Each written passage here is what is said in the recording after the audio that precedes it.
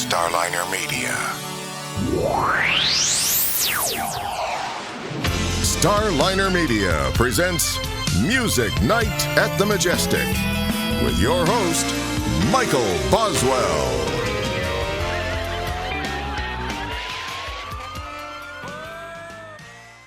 All right, it's time once again for Music Night at the Majestic. With me tonight, Robert Berry. Robert, welcome to the show.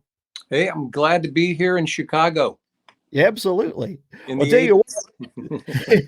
you did two things. The 80s, of course, is when I had my only top 10 hit record, 1988. And you said that we're going to start in 3. And of course, 3 was my band. So you got me in a good mood already. How fortuitous for me. Well, I was going to say, now this is your first appearance on the show. Yeah. However, your studio that you're sitting in, this is actually the third time your studio has been on Music Night. And I don't believe you've seen the studio. If you want to see a little bit what I've got, I'll swing the camera around right now if you want to see it. Yeah, please do. Okay. But, back in the old days, of course, we had 2-inch tape. Yeah, it was only that long ago, but I still have my 2-inch tape machine back there. I don't know if the light's good enough to really see it or not. But this is an old Neve console. If you have seen Sound City, Dave Grohl's documentary about getting the console out of, I think it was Sound City or Sunset Sound, this is what he was after, a Neve console. Now, this is a third of the size of his because, as you know, I work in 3s. But that's from 1974, super old console. It's the best you can get. The Moog synthesizers up there, all the keyboards I use. I kind of have a history of who I've played with on the wall here. And of course, this is the Pro Tools stuff here. I hope the lighting's good enough. Yeah, that's fine. Here's the guitars that I use every day. Let's say I collect guitars. I have quite a few, but these are the guitars I use every day. And there's some great guitars in here. There's all the old Gretsch, that Rickenbacker 12-string, but back here's a Rickenbacker bass signed by Chris Squire. You can sort of see it at the top there. See Chris Squire. Yeah. A Vox Mando guitar like they used to use in the Rolling Stones way back. Acoustic jazz guitar, double neck like Jimmy Page on Stairway to Heaven. Oh, and this. The Hofner bass, like Paul McCartney used to use, 1964 version. This is a Korg Oasis that Keith Emerson helped me get. That is the keyboard of keyboards. Well, since I'm doing this and making you dizzy, I'll take you out to the main studio. We might talk about where I started. My dad had Vox, which is what the Beatles used and the Rolling Stones used. When I was really little, that's a Vox Super Beetle from England, probably 1965 or so. I found that years later. Here's the drum set used on the Greg Kihn albums and my albums. It's a DW, one of the best you can get. And of course the Hammond B3, which is used on everything, but big in the ELP days, of course. Am I making you dizzy yet? No, we're doing fine. There's so much to look at. Yeah, and I'm going to get back here and sit down, and everybody's throwing up probably now with this camera angle. Here we go. And of course, my United Way shirt. Good deal. Well, tell you what, that's really cool, Robert. You got a really nice collection there. I know there's a lot of our viewers are musicians, so I'm sure there's a lot of jealousy going on right now. Well, this is something I've built for 35 years. I started in a studio in high school and college, let's say. Working after I was out of school, I'd go to the studio and then I'd go home and practice with my band. I'd go back at midnight, work till 2, 3 in the morning because I loved it so much. And it was just sort of a natural progression for me to have my own studio. So at a very young age, I opened Sound Tech here with a lot less equipment. And that's the bad thing about this business. It's like the house that's the money pit. But everything I buy, like this Neve console was $100,000. I mean, that's not that expensive for a console of this. I got a great deal on it. It just keeps going up in value. All those guitars go up in value. So the investment's a good investment. if you're business minded, which I'm kind of not. I just love everything about music, but it has worked out to be quite a museum here. From the old Moog, I have an old Ludwig drum set up top. If I need the sound, it has calf skin, real cowhide drum heads on it from what, the 50s that would be. I have everything here. It's 4 drum sets, 20 keyboards, 130 guitars, 2-inch tape, the Pro Tools. And then, of course, I get, speaking of fossils, Greg Kihn comes in at 11 o'clock Thursday.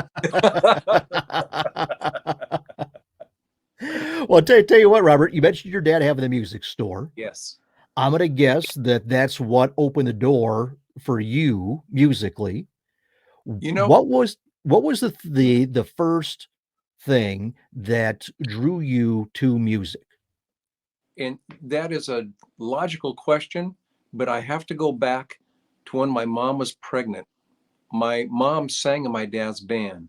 My mom was 5'2", weighed maybe 105 pounds, almost nothing, I was a very small baby. She didn't quit singing in the band until she was 8 months pregnant. They didn't even know. They didn't tell anybody because, they had lost their first child, like a couple months, like a miscarriage kind of thing. So they didn't want to tell anybody. At 8 months, they told the band she was pregnant. They're like, well, in those evening gowns back then they'd wear on the Frank Sinatra big band kind of days. They said, whoa, we have no idea because she's so tiny. So my point being that I was on stage. I wasn't singing, but I was part of the singing before I was born. So I popped out. I was sentenced to music. So my dad we'll say destined. Yes. Well, that sounds better. That sounds better. But, sometimes it's a great cage to be locked in, or a great prison. I love it. And that sounds terrible to say it that way, but my whole life I built speaker cabinets. I had the lighting system. I bought the PA system for the band. Every bit of it I love.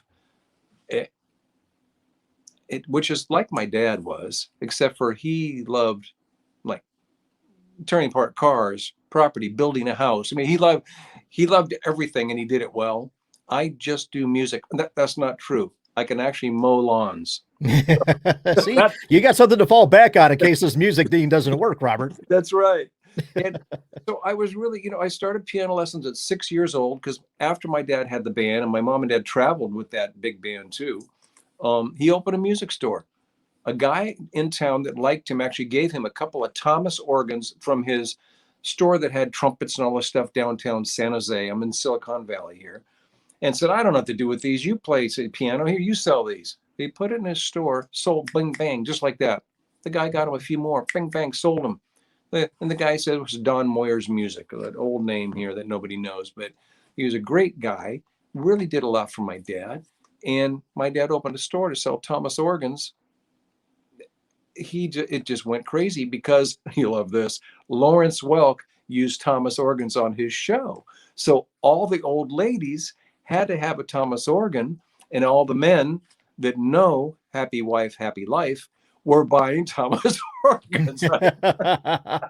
And we had a life-size, I can remember even at 7, 8 years old, life-size poster of Lawrence Welk that was propped up standing there in the store, and it would scare you sometimes and look like a real person. Thomas organs were quite advanced. They decided that they were going to import Vox from England because the Beatles were using it. Here's a company that sold organs to old ladies. They think Vox, that's the way to go. And Vox is still big today. It's a boutique kind of thing. People love the amps, like the one I showed you. They imported them. Well, my dad started selling even more then because there was famous bands in San Jose called the Count Five, who had a song called Psychotic Reaction. Syndicate of Sound had a song called Hey Little Girl. Top of the charts. They were local guys. They come into the store. They want to see the amps the Beatles used. A lot of them bought them. A band, what was that? The Beach Boys, Papa Do Run Run, who is the Beach Boys basically. They interchanged members. They had all Vox amps here, It was a great time, and I was in the store, this little guy going, wow, these guys, they look like they're really enjoying themselves. And damn if they don't have the cutest girlfriends I've ever seen, right? So it was swarming around me. every second of every day in some way, where here I am in the cage. Yeah. I love being boxed in. I'll tell you, you mentioned Lawrence Welk.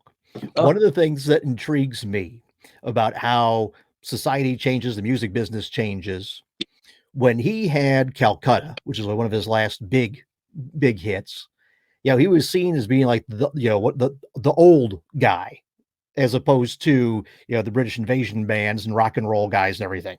Yeah. He was like 58 when he had that hit.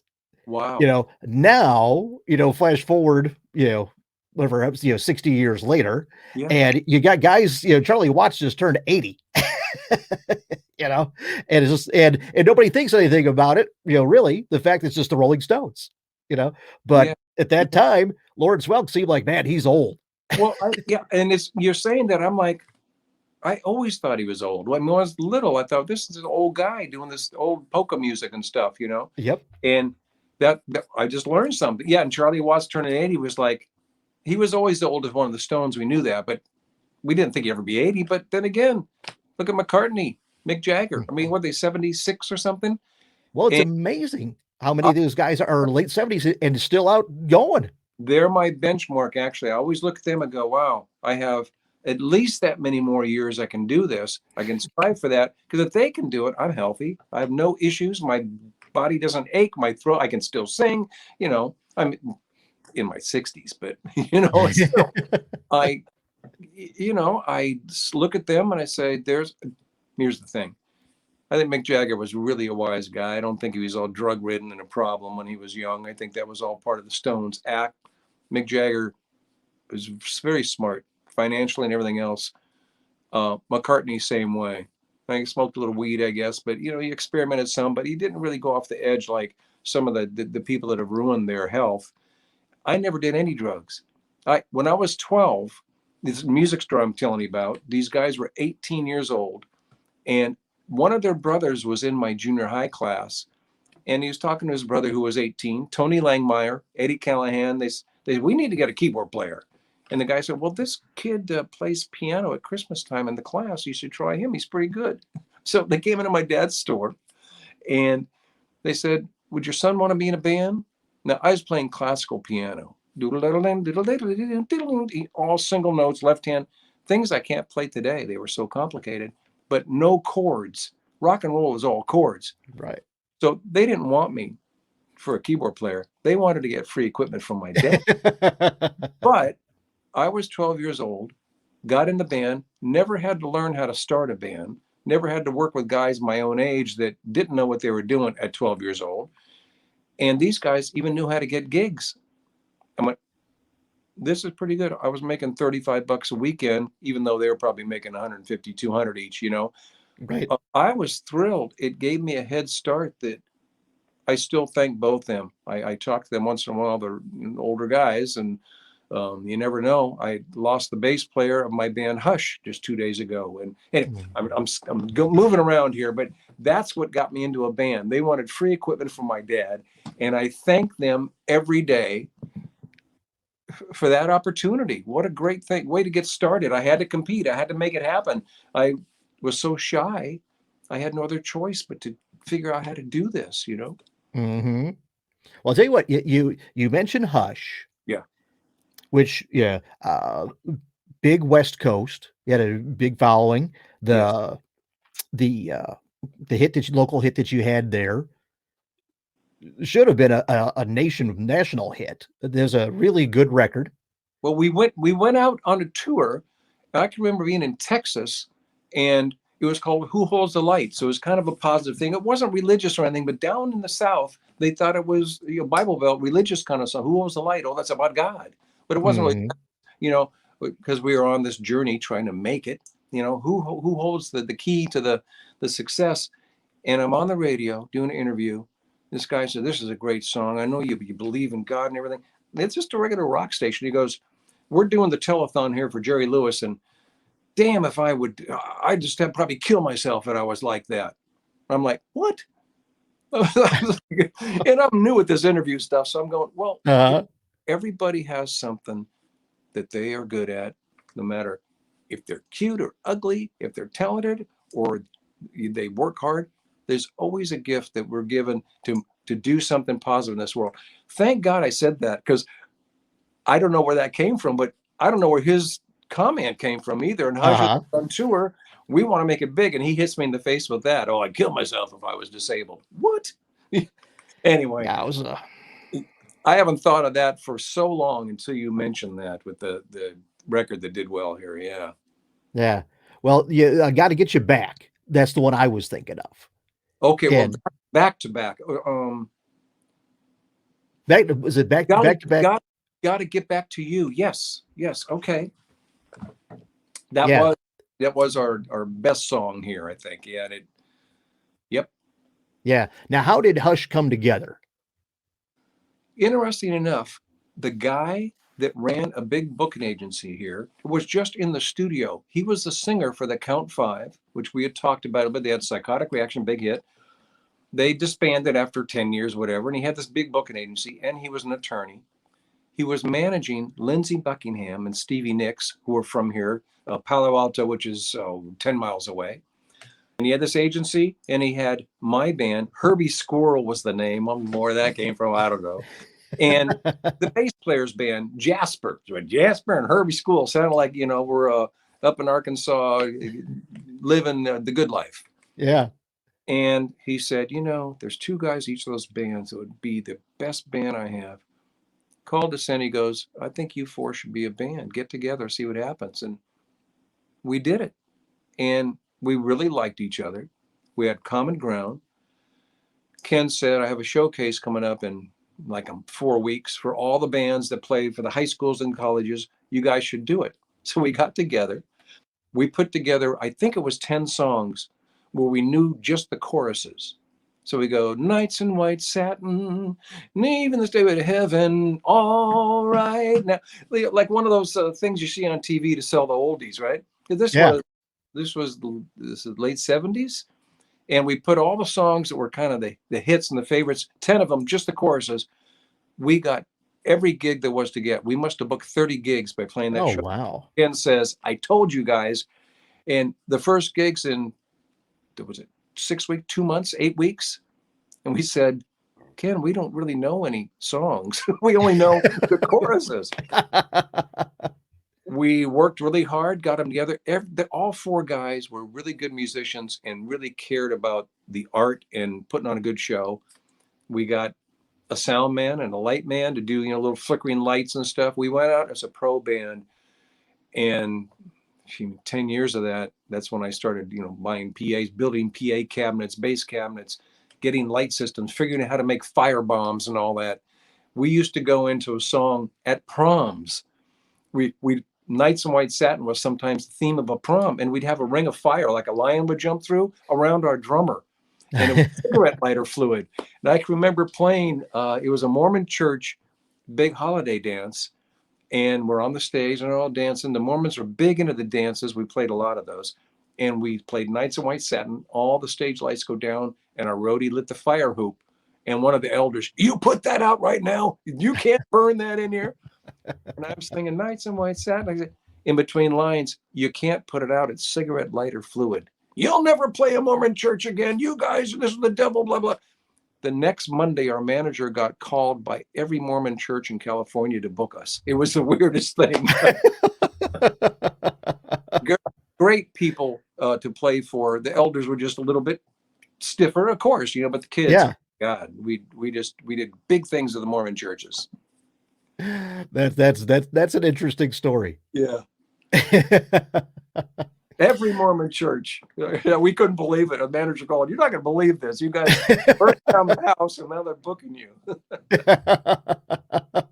You guys leave the that dance thinking that it's all over, and then the next thing you know, crazy, huh? That's something. And that's sort of been my whole career. Not that I've had to burn down anything, but when something has happened, which is big, let's say like Hush got pretty big as a local band where we did everything ourselves except for this one manager who did lots of, we opened for Journey, Nightwing. We opened for everybody. We were really on the move.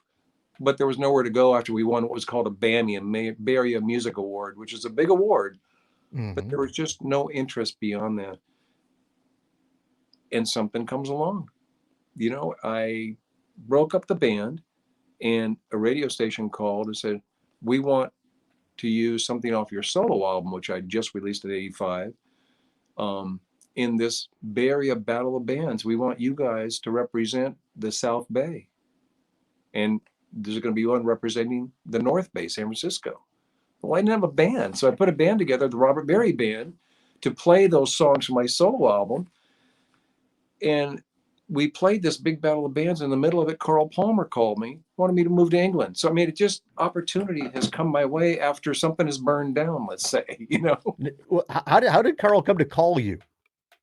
That solo album, Hush was a certain thing. We started as a progressive band, and we wound up more like Foreigner, straight rock. With the pressure of the college and the club scene here, they didn't want to hear Roundabout. And I mean, we were writing original music. We were original band by then, but they just didn't want to hear that. They wanted to hear straight rock. So we went that way. But I had an album's worth of material that Hush couldn't do. It was more grooving in the rhythms.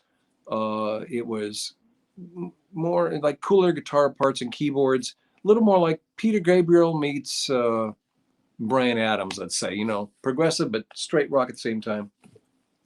A record pressing company asked me if I had business for pressing albums. I said, yeah, I do at my studio, you know, not a lot. Well, we want your business. We'll do 500 albums for you for free. I said, well, I can't risk a client's project on that. Let me just pull 10 of these songs that I can't use them on, and we'll see how it goes. So I pulled these 10 songs, and, you know, I remixed them a little bit, made them sound a little bit better, but it was no big deal. They were just songs that I had done for myself from the heart, that meant something to me, that nobody's ever going to hear. My friend Rob Fowler, who still does all kinds of things for me, was actually in the Robert Berry Band, does the website, does all the album covers.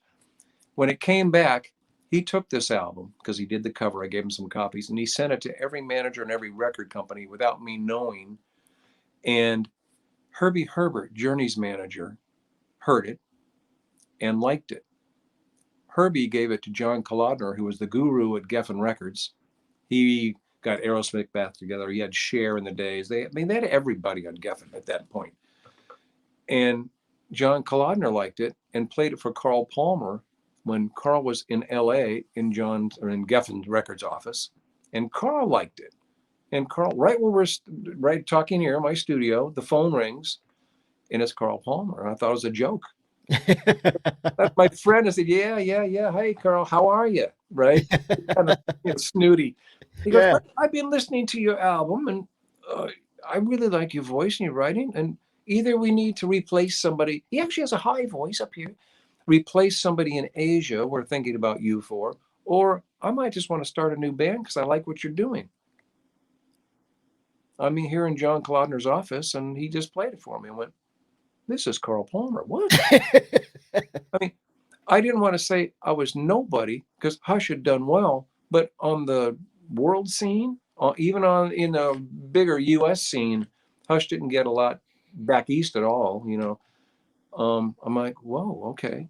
He goes, my manager is going to be in town with Steve Howe's GTR band, and why don't you meet up with them? Then we'll get together.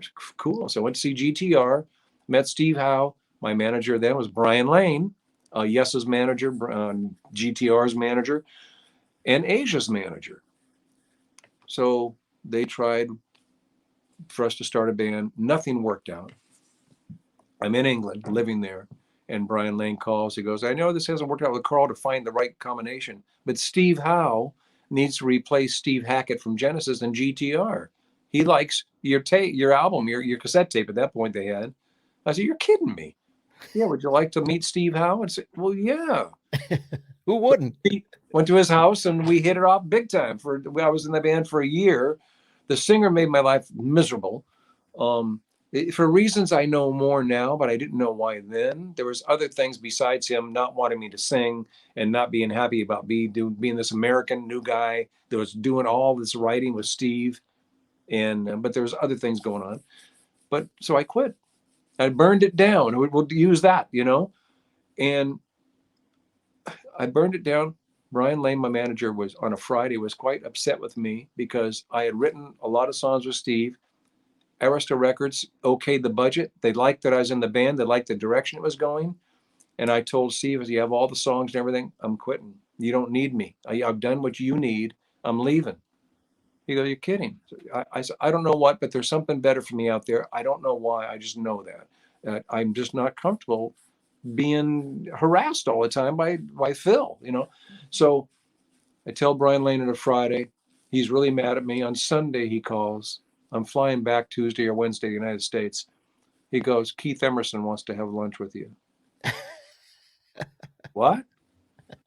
I mean, you know, that's what I mean. It's just dumb luck. I don't know. Once again, I think it gets back to that destiny thing. That's sentenced.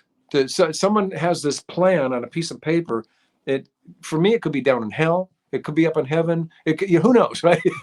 But it's in the plan already. And I'm checking off, or they're checking off this plan because it's happening again right now when I can't talk about it. It's coming out next year, but it's happening again. But anyway, back at the destiny thing, Keith Emerson, my involvement with him was a piece of life for a musician that it's hard for me even to explain how that qualified me on a world scale.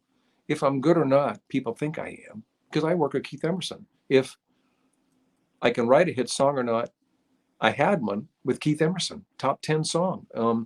If I'm a good singer or a good musician, I went on tour with them. And 3 years ago, 2019, I did it again. And people are saying, you sound just like you did in 1988, Stuart. That doesn't mean I was good, but I sound the same, you know. You're consistent. Yeah, I'm consistent, right? Yeah. He qualified me. You know, I don't want to make these stories too long, but you have me excited here to tell you a few things I haven't thought about. I work with Roger's team from the Tubes now. I produce his albums with him. We're on his second album. Great guitar player. The Tubes are a great band. 8 years ago, we haven't talked about December people, but it's my holiday band as for charity. The keyboard player in that band is Dave Med from the Tubes. Well, Dave Med got very sick, called me and said, we got to play in New York, Niagara Falls on Friday. I almost died over the weekend. I have an infection went to my heart. I said, oh, come on. No, really, you need to do my gig. I play keyboards, but I don't know your material. The Tubes are a hard band. They're wacky, and no one else can do it. The rig is really hard. It's computerized, and you know the Pro Tools, all that stuff in the studio.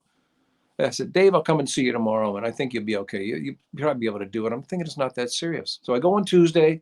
He's bad. He almost died. He's pulling out of the ducks. There's no way that he can get out and fly to New York and play Niagara Falls.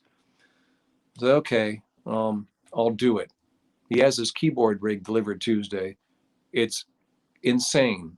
Though every keyboard is divided in 3 sections and every song is a different section. It's not just playing the notes. It's trying to remember which keyboard does what.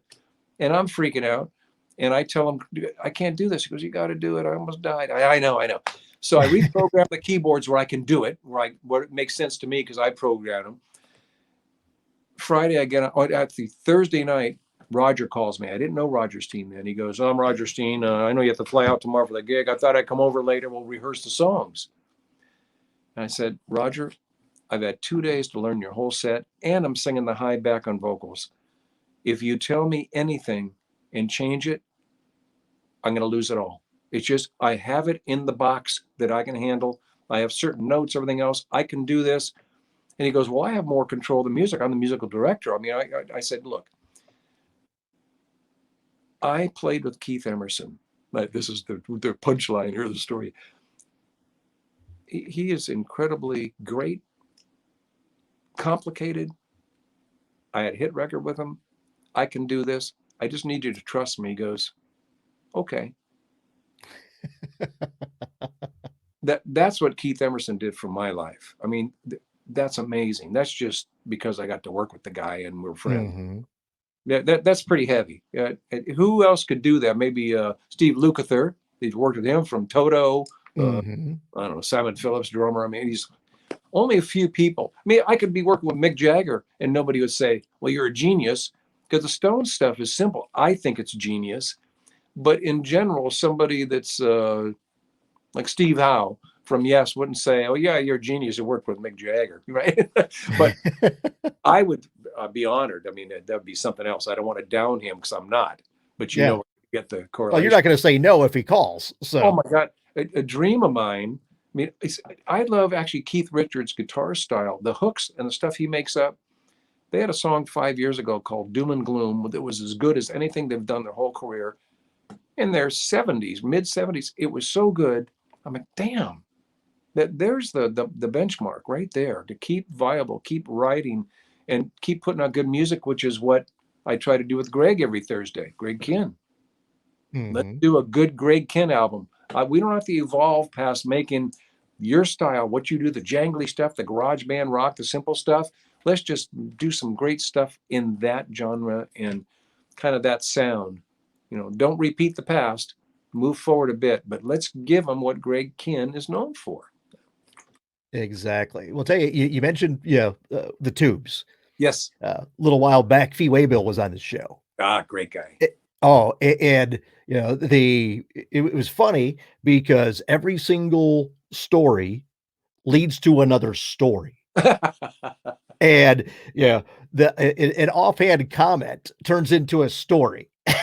Yeah. And with Fee had so many stories, we had to turn it into a 2-part episode, and then we didn't even get to half the things that we had said. Okay, we're going to talk about this, and this. We didn't even get to half of it. So I know Fee pretty well now, but when I got in the plane on that Friday, they were a few rows behind me. All I got was, and Fee. They were not happy with Dave getting me to do a gig, someone they didn't ever play with before. I got there, sound check was still rough because I was adjusting things. Second song of the set, Fee and Roger turned around and went. And then after the show, we did is it White Punks on Dope, or he wears the Quaalude outfit and the high heels and all that. And of course, I was thrilled to be on stage doing that, right? And after that, we go off because it's an encore. We go off the side. The whole band went to the right. I went to the left, and Fee went to the left. And he's sweating. No shirt on, hairy and all. They got the pumps on. I said, Fee, that was a highlight of my musical career. And he gave me a big hug. Sweaty chest. I went, I'll never forget it. But and then he goes, I hear you play drums and guitar too. Why don't you be our sub on everything? That was a compliment. I said, but you know what? I don't play him on stage. You know, I'm not going to be playing drums for the Tubes. You guys would be really angry. Oh, that's too funny. Too funny. But yeah, just every story leads to something else. And he's got so many different interests that it's just amazing. Yes, he's quite a guy, and he's a great showman, and he works with Richard Marx all the time. He used to swim a lot. I don't know if he still does. Roger was in yesterday working on a new solo album, and I haven't really talked to Fee for probably a year now, so I don't know what he's up to, but always something. Yeah, well, he does polo on Fridays. Oh, well, yeah. Yeah, don't call him on a Friday. He's going to be on the horse. That sounds dangerous to me. You only have to fall off once at a certain age, and he's getting there. Man. Yeah. Well, I'll tell you what, you mentioned, Carl Collin, and that leads to things, and then 3. Yeah. Tell us about 3. Man, I tell you, I had that lunch with Keith. I was planning on coming home. Still kind of a nobody in the world scene. I had worked with Steve Howe for a year, but the band didn't have an album out, didn't do a tour. I mean, I left before that.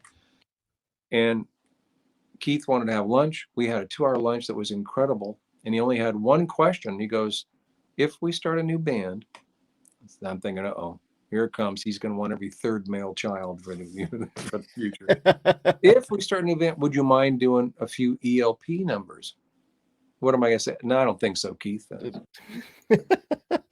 I think we got something better. Yeah, right. I said, of course. I said, plus, I don't expect you to leave your legacy behind. The fans won't want that. They'll want to hear it. I'm thinking, at that point, my mind's going, how cool. I'll be singing Lucky Man, maybe in the beginning. Who knows, right? No, that wasn't what his plan was. It was to play the hard stuff, not the Greg Lake stuff, not the vocal stuff, the hard musical stuff, which I love doing. But yeah, we did it on tour. We had the most fun year, half a year writing actually, and then recording. And there's no ego problems, no clash of styles, because I had started as a progressive guy, and I was an ELP fan. The Thomas Organ Company had Lawrence Welk was so progressive. Besides Big and Vox in, that they had licensed Moog synthesizers, a little Moog to put on top of the organ. That company really knew what they were doing. So I had the first Moog in town at a very young age to play Lucky Man. That's about all that Moog did, but it sounded just like Lucky Man, right?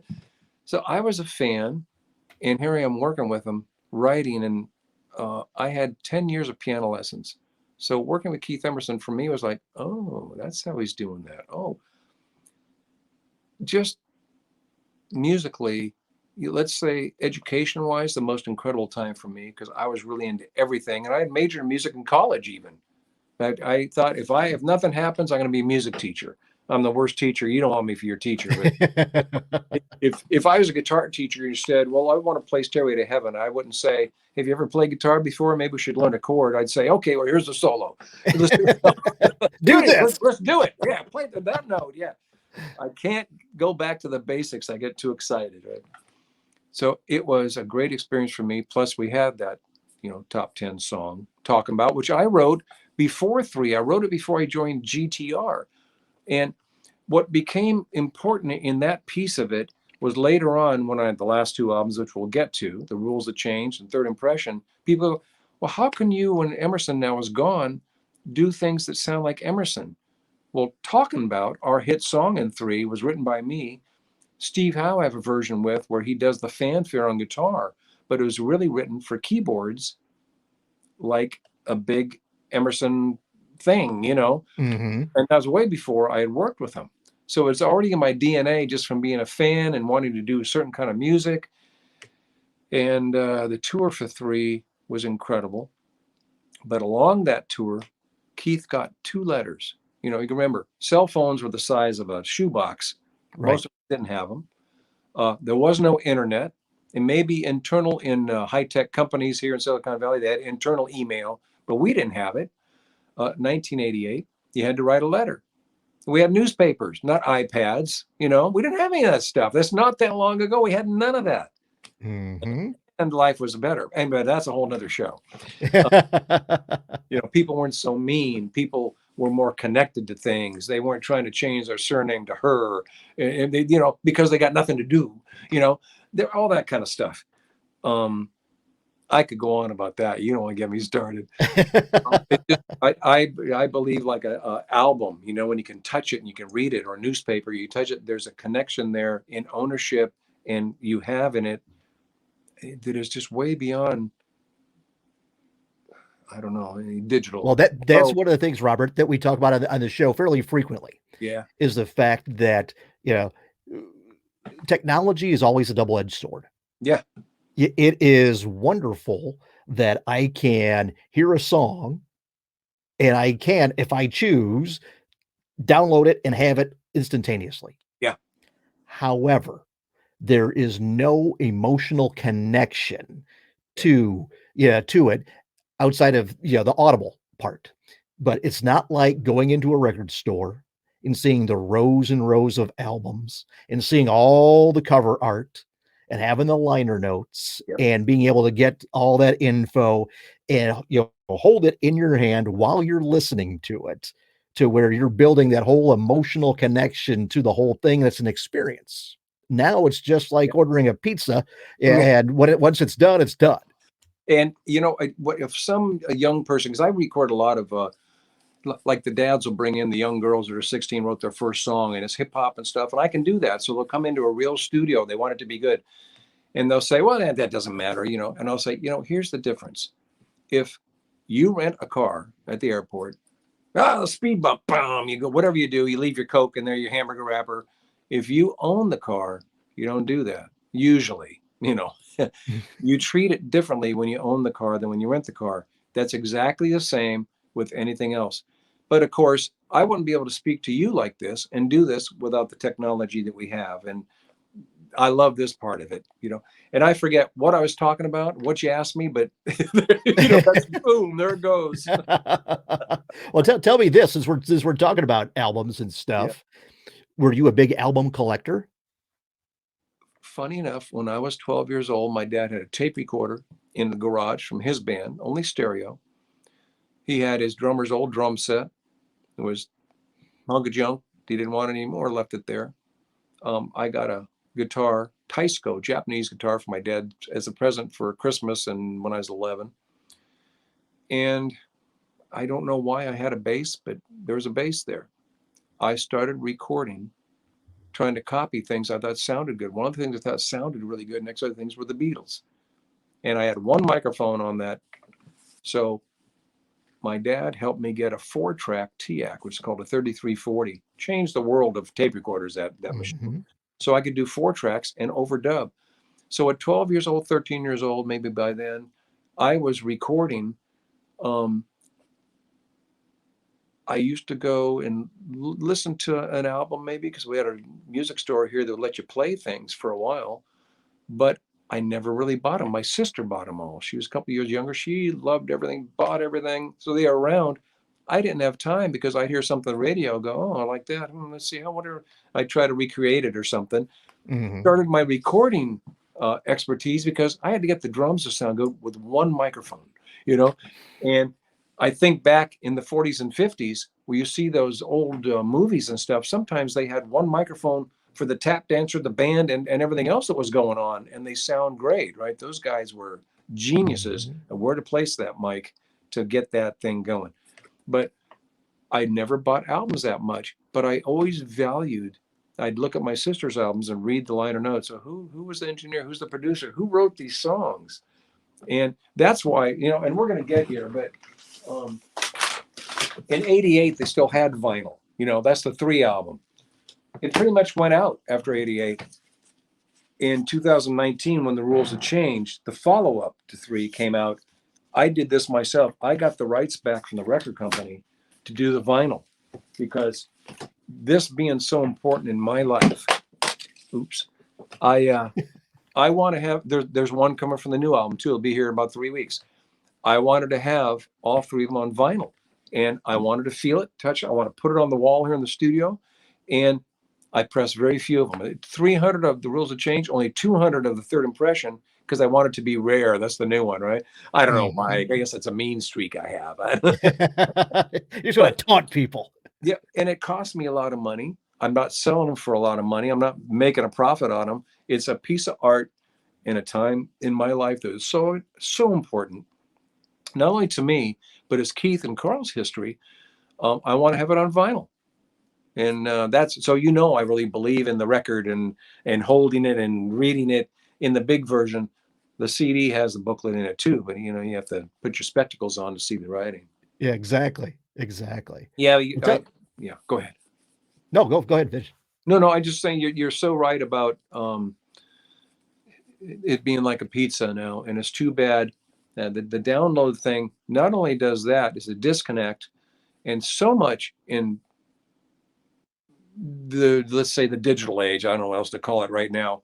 Texting, TikTok, Instagram, Facebook, it's all disconnected. It's been part of the downfall of civilization, in my mind, for kindness, which Fond Farewell, which we'll talk about later because you like the video. I know that. That's what that song is actually about. Even though the video is not about that, it's about saying fond farewell to kindness. If we don't identify what we're doing wrong, we're really doing something, all of us, in so many ways. I'm talking to the agent about December people this morning. Instead of being on the phone, he's a friend of mine, a great guy. I'd love to talk to him. I'm texting him. We're texting back and forth. And I'm thinking, why don't I just get on the damn phone and hear his voice? He hears my voice, So I'm doing it wrong too. But the kids, it's their norm. They don't even realize it. Like the car, you rent a car. When you own it, you treat it differently. When you own a relationship, like I can see you now, which is much better than just being on the phone with a audio interview. It's totally different, Right. You're small, but anyway, that was my follow through on that. Something has to change, or we're saying a fond farewell to kindness. Well, and that technology, which you're talking about, where it's an impersonal communication, Yeah. is why, customer service is almost extinct, because you've got at least one generation now who doesn't know how to interact with people. Yeah. Because all they know is it's just send the message, and there's no emotional connection to anybody. And of course, COVID's a good excuse not to follow through. So we got that going on now. We're set. Hey, sorry about that. I can't brush my teeth today. COVID. Well, tell me this, Robert, getting back to the music, with all the people that you have played with. Yeah.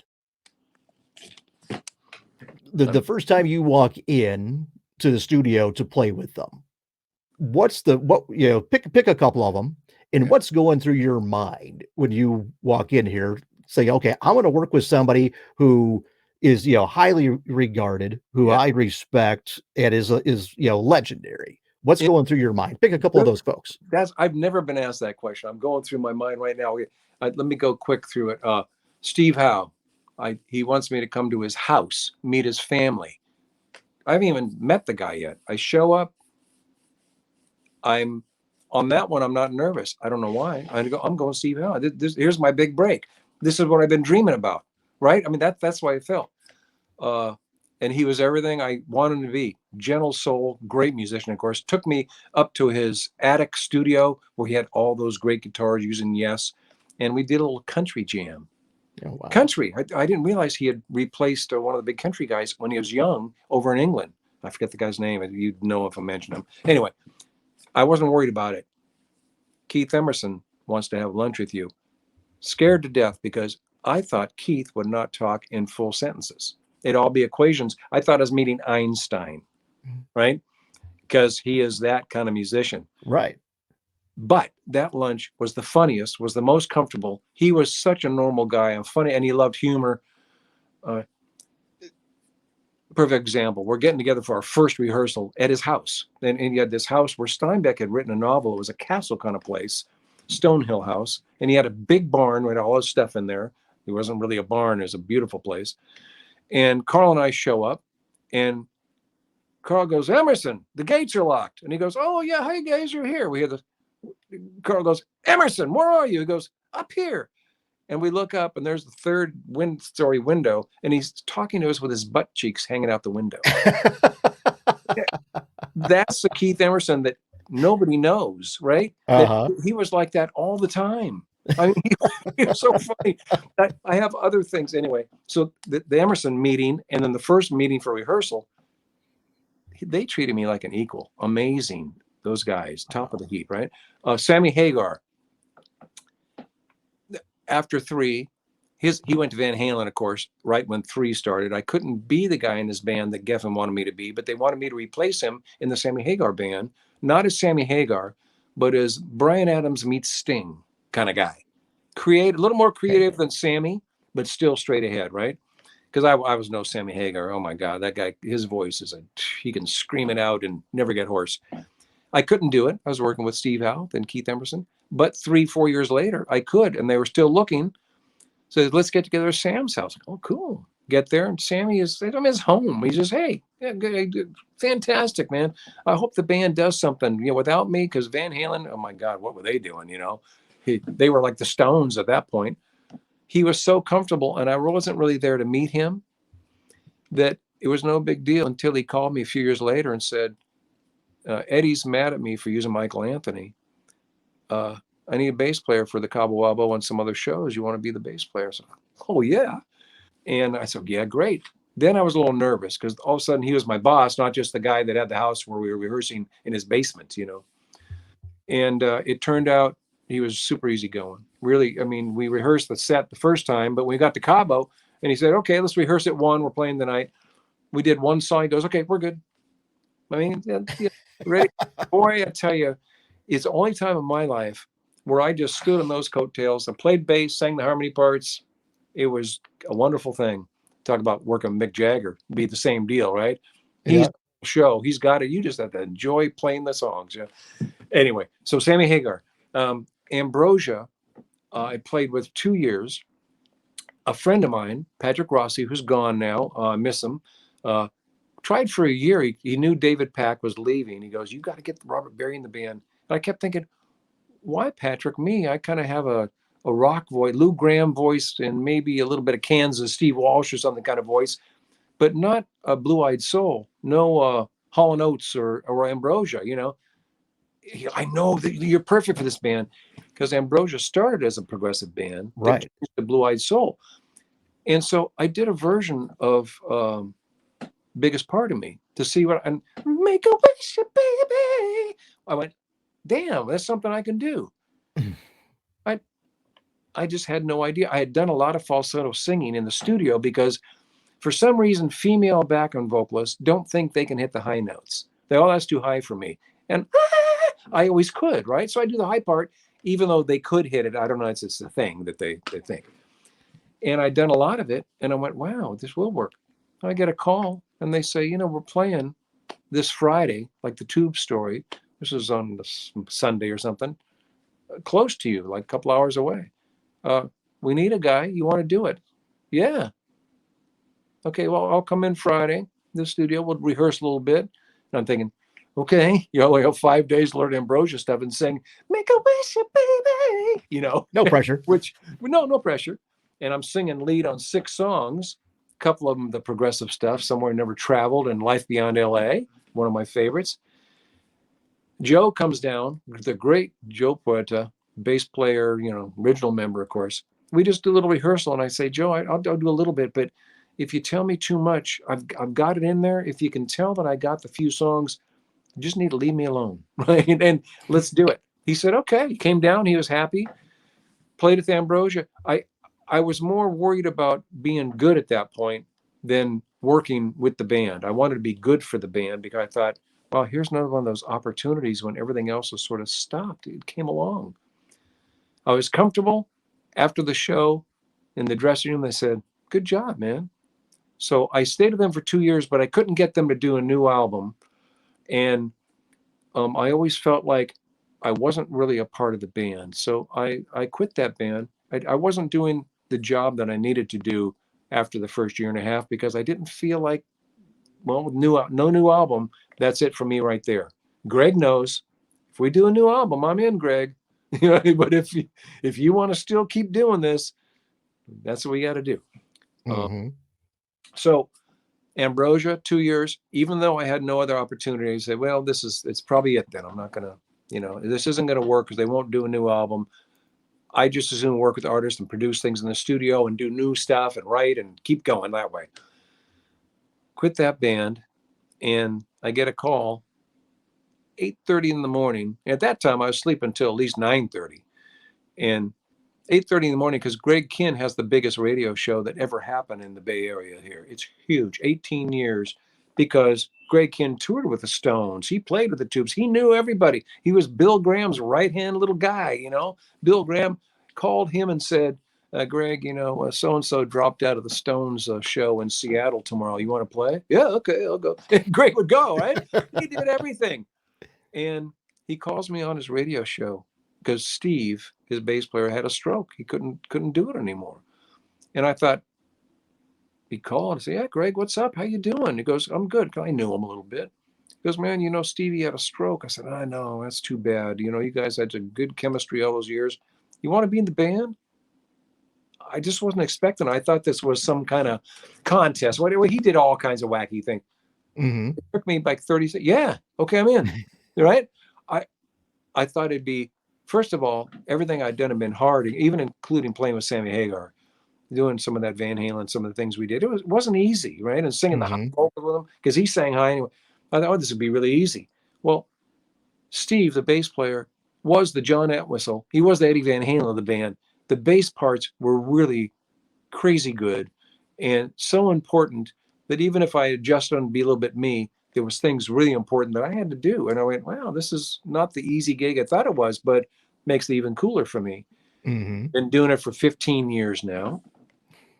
Along the way, they put out a Live 3 in Boston album in 2016, 2015, something. Now, remember, I was talking about those letters that Keith was written. Those were bad letters. And I didn't finish that story. We got off on a tangent that two guys said that Keith was ruining his career by doing 3. Get Greg Lake back, get back to ELP. Well, of course, I was a Greg Lake fan too. That didn't bother me. But Keith really took it to heart. It bothered him that he's getting criticized by two guys. One guy even said, "You have scantily clad background singers. How disgusting for a guy of your talent." They were background singers that had short outfits on. They weren't scantily clad. They looked like background singers, you know. It was a really good band, really good tour. Well, Keith, it bothered him so much that he broke up the band after the tour. 27 years later, a live album comes out, 3 in Boston, and Keith signs off. It's just Money in the Bank, no big deal. You know, put the advance in there. Didn't even think about it. I thought, fantastic. We'll see what happens. Carl, Money in the Bank, didn't think about it. The album came to our houses. The day it came in, Keith put it on, called me that night. "Robert, we were such a good band." I said, "Well, I always thought so." I had done things with him for the 27 years, but I never brought it up again because he was so down about the 3 thing. And he made a lot of money too. But he was all about the music and the fan base.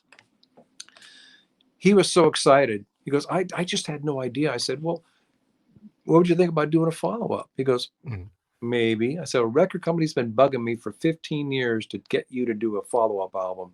Let me call them." "Oh, okay, we'll see what they." I called them. They're all excited. Called Keith back. "Here's the parameters, Keith." Got him really good money. He goes, "Who has that kind of money?" I said, "They want a 3 album. They want Keith Emerson." Because he was feeling like for him too, there was no real opportunities.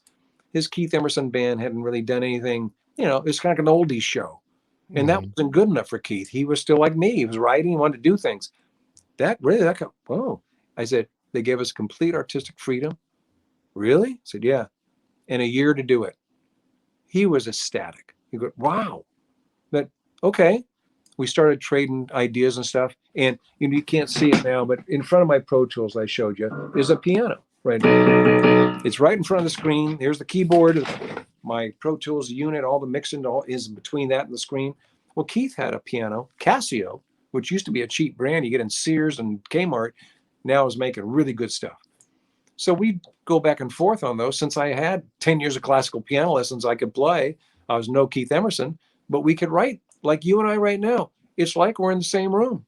I mean, there's no disconnect between you and me, personality, visually, hearing-wise, that would stop us from writing a good song and seeing each other's expressions and feeling that, whatever that is you get when you see somebody, you know? Right. So we did this great writing process. Keith had sent me a lot of digital files for the keyboard stuff. I was putting it together, and right in the middle of it, he had some pressures for some shows he had to do and other things that I sort of don't want to get into. It just isn't my place. Problems at home and stuff that it became too much for him. He shot himself. He committed suicide, and I was devastated. Here, 27 years later, my dream is coming true because that was the most important part of my career, and I wanted to do another one. And we had decided on the parameters, what we did wrong in 1987, 88, what we did right, what we do now, how we bring that sound forward, you know, what kind of lyrics and what we wanted to do. We really had it down, and it was gone. And I didn't want to finish that album. A year later, talking to Keith's son, Aaron, and the record company and my manager, they all said, "You need to do this, you know, to finish it up. It's 2/3 done anyway." I finished it up, not thinking it'd be released, just saying, well, let's see where it heads. I had all Keith's stuff on it, you know, and it was tough for me. And lyrics changed a bit. And the song, the rules had changed, had not been written by us. It was written by me. I had some ideas from Keith, but I had no lyric. It became the title track because the rules had changed in my life, losing Keith all at once, my most famous friend, one of the funniest guys I ever met, the best part of my history, the album and tour that built me a house, the album that got me a top 10, my most famous friend. I mean, all these things in my musical career, that was the epitome, the pinnacle of the mountain, the top of the mountain. It was tough, but I finished it up, and I didn't know what I had because the manager and the record company said, this album is really deep and really good. It needs to go out. So I let them put it out, not begrudgingly, but a little worried about what people would think. Right. And was welcomed with open arms. Top Amazon seller, sold out twice at what is the big record store in the UK? They still have CDs and everything. I forget what it's called. You'd recognize the name if I could remember it. But it kept selling out, and the record company's going, we're doing really well with this, and it's doing. I did 100 interviews. John Lappin, who you know, I went to London to do a press tour there, and they set up a big hotel room. Every hour they had interviewers coming in. It was like, wow, this is really going well. This is the real deal. That was it. It worked out really well. And so, well, that's great. That's where I wanted to leave 3, on a high note. And that Keith and I knew what we needed to do to bring it forward. And all the ELP fans that criticized 3 possibly are going, what a great album. He still had it. Exactly what I was hoping would happen. Record company calls. We can't tell you what Yes and Whitesnake and Journey and Asia, all the bands they have on Frontiers Records now, what they sold, but you did really well. You need to do a follow-up. I said, I don't want to do a follow-up. That was that. He's gone, They said, well, don't you have any more songs? I said, well, I have one song. It was 9 minutes long. It was too long for the last album. I have it. They said, well, what about that? Well, I need 7, 8 more songs. I said, well, I said, okay, I'll tell you what, let me write them. If I can write them and think that Keith would have liked to work on them, I'm proud of them. They do the right thing. And there's still 3, the sound is there, then I'll consider it. But until then, I don't know. So I set out to do it, not knowing if I could satisfy my parameters, and they were all the parameters that Keith and I put together. That's why I mentioned early on that Talking About was written before GTR and before 3. The song that was so Emerson-ish was written way before I was moved to England and worked with these guys. So I hadn't thought about it then, but that DNA was part of me. Mm-hmm. And I wrote these 7 songs, and it wasn't hard. I wouldn't say it was easy, but it wasn't hard because it was part of who I am, part of my DNA. And they came out, and I liked them, and I thought Keith would have loved these. And the only thing that I changed, I put into the parameters, this is definitely the last album I ever do because this is the last song I have with Keith also. I will not do a whole album by myself called 3 or 3.2. So I decided that half this album would have more guitar on it because my own personal style is, let's say more like an Asia, let's say, where it's half guitar, half keyboards, or Kansas, or when it's a good combination of the two. So I went that way on half the album, finished it up. Again, not quite sure what I had because some of the songs were inspired by everything that had happened from Keith's death through The Rules Had Changed up to the point I did Third Impression. So I sent it to the manager record company. They said, we feel this is a worthy follow-up.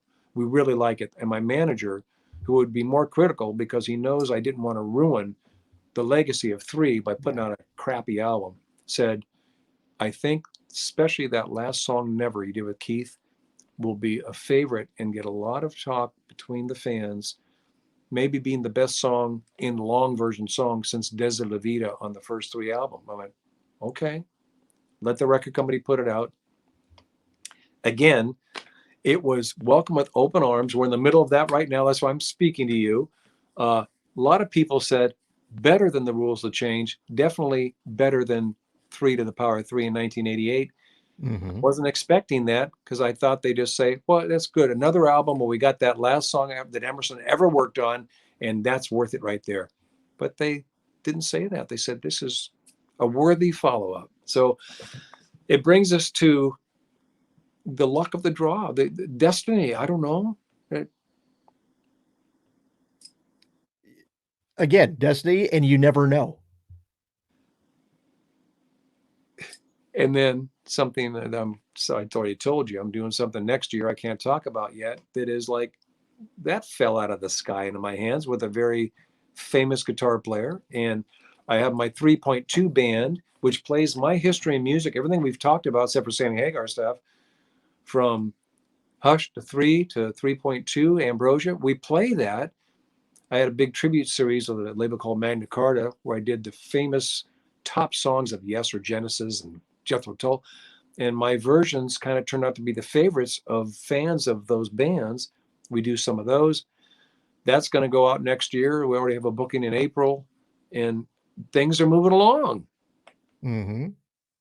Well, I'll tell you what, on the new album, we talked about it, mentioned it briefly at the start of the conversation here, A Fond Farewell, the video, which is really cool. So if anybody watching hasn't seen it yet, go check it out.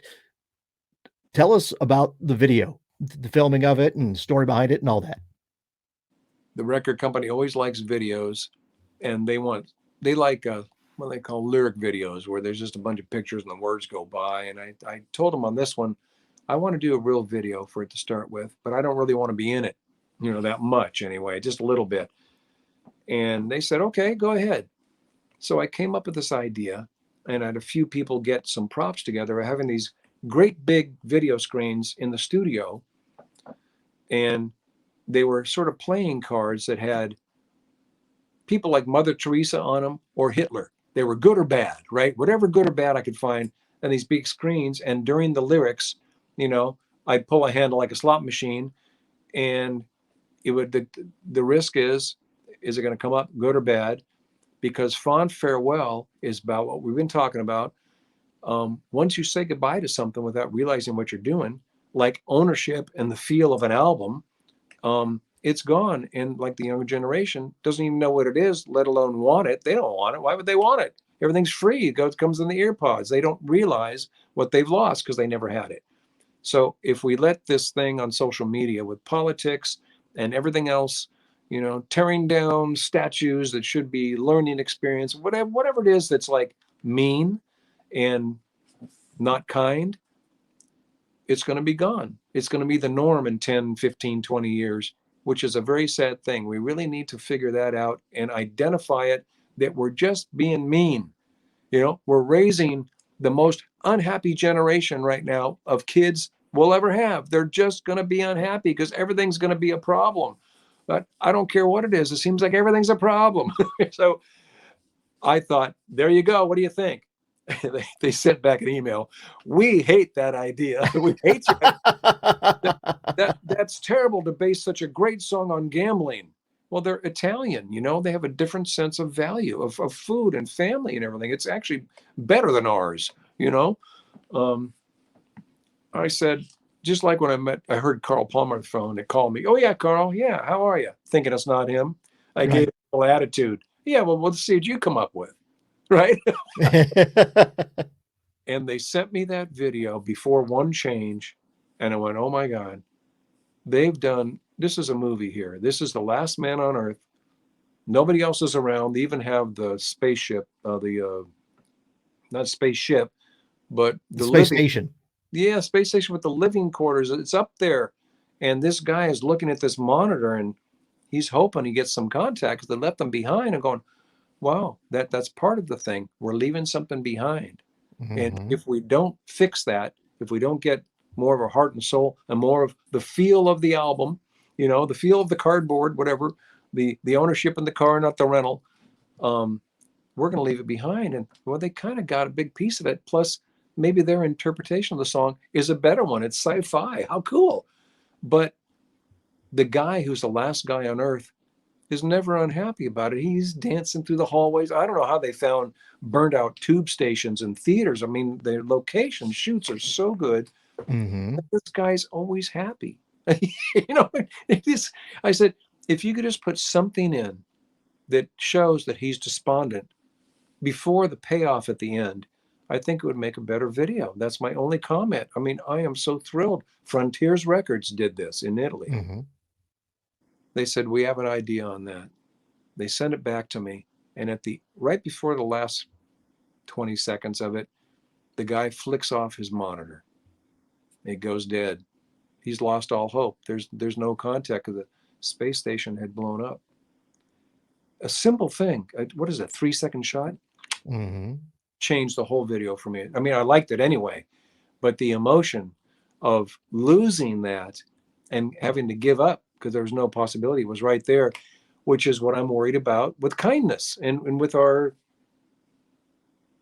I've already sold it to death. You know what I'm talking about. You know, okay, let me get out. Okay, I'm sitting on a soapbox here. Okay, I'm off the soapbox. So anyway, they did it. It sent it back to me. I was so thrilled. It was, I think, one of the best videos I've seen for a long time. It's not because it was me, because of the job they did and what it was about, you know, and how it matched, how it could get to a point where you just turn off the switch and say, all right, we're just mean, we're just rude, and we're all Howard Stern, you know, that's who we are. You know? Anyway. Yeah. So no, they say the video is really good. Like you say, it's like a little movie. Yeah. And I'm saying if you haven't seen it, you need to check that out. So yeah, YouTube. It's on my website too, but I think YouTube, Fond Farewell.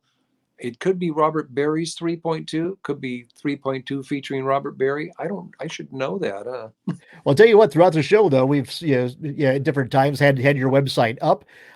People can get to it from there. So in fact, they can get everything that they would want to know about you on that website, or get linked to it. Or they could call my wife. Rebecca has a lot of information that's not on that website, so I'll give her number out. Oh, there you go. That will endear you. Actually, she's a second grade teacher, and she is the most friendly thing and just loves everything about life, that she'd probably say, oh, cool, you know, anything you want me to mention? It's going to be like thousands of people calling. No, let me tell them about that time. Yeah, right. Yeah. Well, tell you what, on that note, we should probably wrap this episode up here, Robert. I want to thank you for taking so much of your time to join us here. You're certainly welcome. I have enjoyed speaking with you. You know, certain people, and not many, are just so disarming and comfortable, and the sound of their voice, you know, we talked a little bit before we started the show too. It takes me to a different place. I've thought of some things just with the questions you asked me that I haven't thought about for a long time. So I thank you for that. Well, thank you. I appreciate that. Yeah. So, all right, everyone. We'll tell you what, if he said, Robert's website is throughout the screen. We'll be linking to his videos as well. So on that note, everyone, thank you for watching. Robert, thank you for being here. Everyone, have a good night. Good night. This has been Music Night at the Majestic with Michael Boswell. If you enjoyed this edition of Music Night at the Majestic, follow us on Facebook, YouTube, Twitter, Instagram, and at musicnight.net. Music Night at the Majestic is a copyright production of Starliner Media. Any use of the accounts and descriptions of this program, its audio or visual content, without the express written consent of Starliner Media is prohibited. Thank you for joining us this evening. We'll see you next time for Music Night at the Majestic. This is your announcer speaking.